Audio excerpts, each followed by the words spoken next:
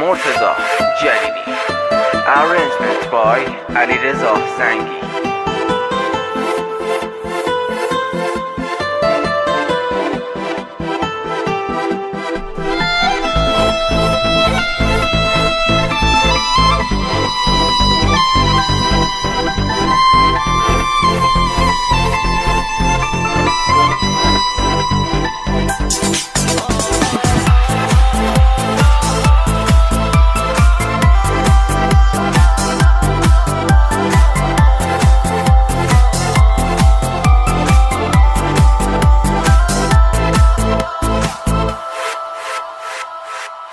آهای دلم گریه نکن، اگه کسی باهات نموند، اگه تو آسمون شب واسط ستاره ای نبود. آهای چشای خیس من از روی دل تنگی ببار، به عکس اون نگاه نکن، دیوونه بازی در نیار.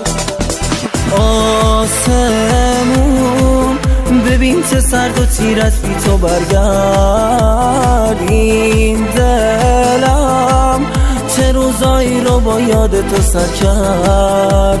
میرم با کوله باری از سختی و حسرت، میمیرم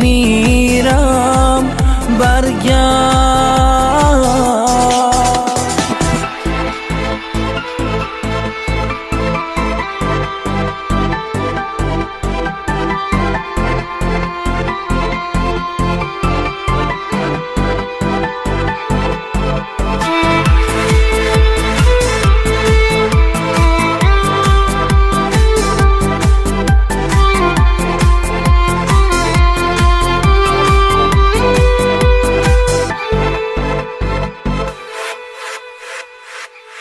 آهای دل ساده من، گریه نکن بذار برو، بگذر ازش اگه یه روز شکسته بود دلت تو رو.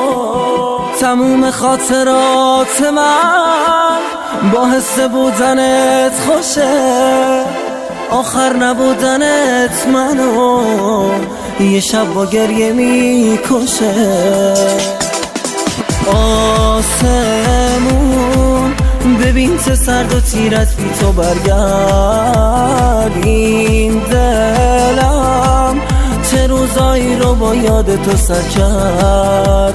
میرم